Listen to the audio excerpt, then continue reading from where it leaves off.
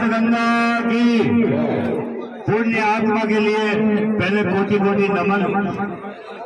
मेरा परिचय है, नारायण प्रजापति नागौर से हूँ और समाज से आगे चाहता हूँ, दो शब्द बोलना चाहता हूँ, क्योंकि हो सकता है जबान है मुंह में, कभी गलत भी बोल सकती है। तो उसके लिए पहले माफी चाहता हूँ और समाज से आज्ञा चाहता हूँ। आज्ञा है,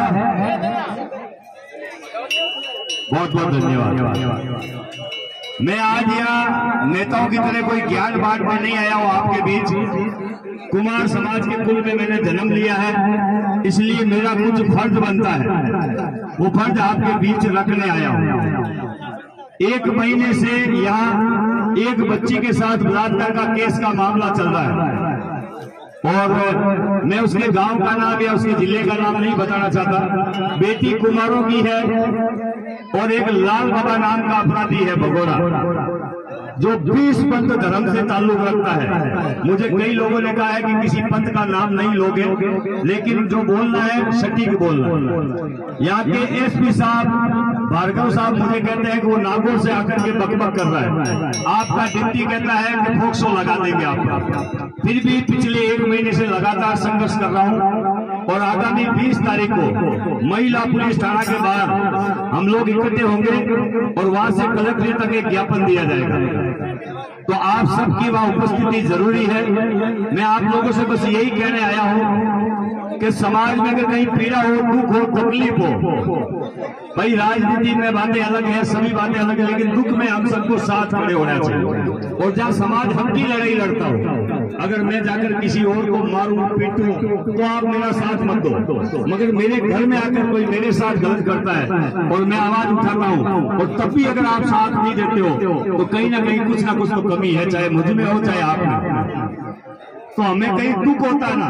मैं आतंकवादी बनाने के लिए नहीं कहता किसी को कोई लड़ाई करो, मैदान में उतरो, किसी का सर फोड़ दो, नहीं। लेकिन जब हमारे साथ गलत होता है तब हम उसकी आवाज उठाने के लिए कोई तो आगे आना पड़ेगा और हमें साथ दोगे तभी हमें न्याय मिलेगा। नहीं तो कमलेश प्रजापति हत्याकांड में जो हुआ है, हालांकि कुछ लोग कह रहे न्याय मिल जाएगा, लेकिन मुझे उम्मीद रत्ती भर भी नहीं दिखाई देती। जब तक समाज सड़कों पर उतरना नहीं सीखेगा कभी कुछ नहीं मिलेगा।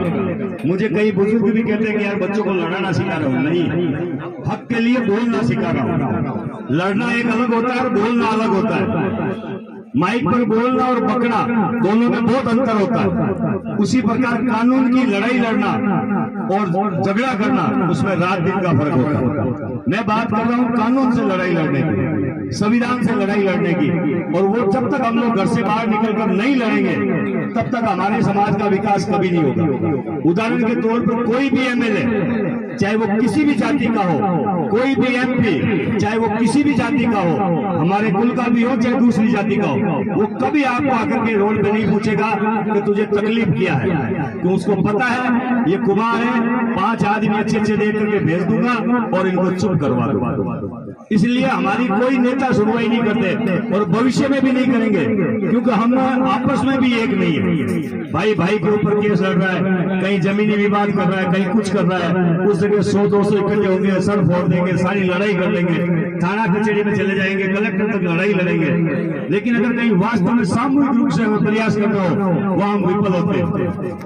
मैं आप लोगों से बस इतना ही कहना चाहता हूँ, ज्यादा नेताओं की तरह भाषण नहीं आते, बस कहीं दुख होना तो कम से कम थोड़ा सा निकलो। और मैं बुजुर्गों से विशेष कहना चाहता हूँ, 100 लड़के, जवान लड़के अगर इकट्ठे होते हैं कहीं धरने में, अगर 10 बुजुर्ग दिख जाए ना तो उस धरने में एसपी कहने लगता है कि इसके साथ समाज है, और 100 लड़के खड़े होते हैं तो एसपी यही कहता है इसके साथ समाज नहीं है। तो जब तक बुजुर्ग लोग 5 या 10 लोग घर से बाहर निकल करके धरने पर जाकर एक दिन तो बैठना है, बात ये नहीं केवल बाद में जिले की कोई घटना हो या इस बेटी के लिए भी, अगर कहीं भी किसी के साथ कुछ गलत होता हो। अभी अजीतगढ़ थाने की बात है, सीकर जिले में, वहां पुलिस वालों ने जो समाज सेवा करे थे उनको लाठियों से मारा, मगर समाज कितना इकट्ठा हुआ, 40 लोग खड़े थे, वो भाग गए।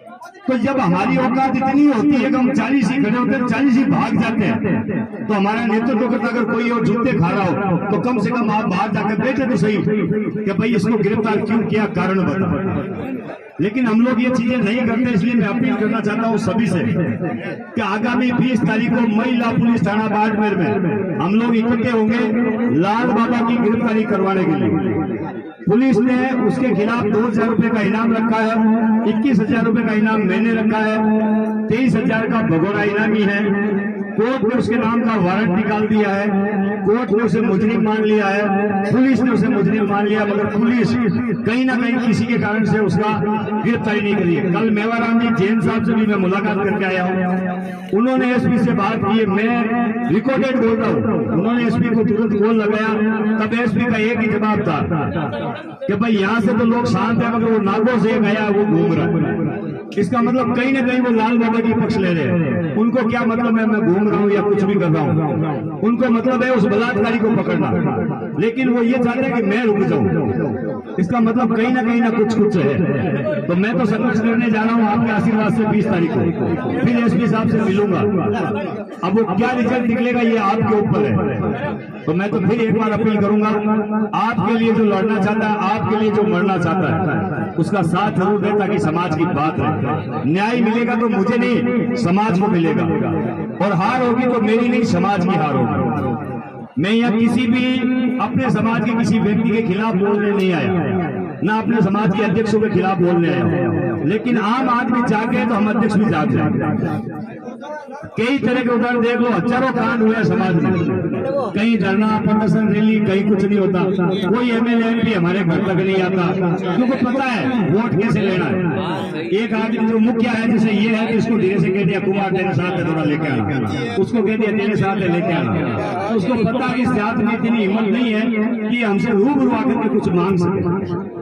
और हमें ये ताकत पैदा करनी होगी, बुजुर्गों को आगे आना होगा। हम लोग हर बार कहते हैं युवाओं को आगे आना पड़ेगा, नहीं, बुजुर्गों को आगे आना पड़ेगा। ये शिक्षा अपने बेटों को देनी पड़ेगी कि बेटा वोट देने से पहले, अंगुली कारी करने से पहले मांग रखना सीखो। कोई भी एमएलए को वोट देते हो, मैं किसी पार्टी की चमचागिरी नहीं कर रहा हूँ, किसी को भी वोट दो आपकी इच्छा जिससे, लेकिन उससे कुछ शर्त रखो। बिना शर्त के वोट का कोई अर्थ नहीं है। मारवाड़ी में कहावत है कि रोया बिना माई बोलो बंदर।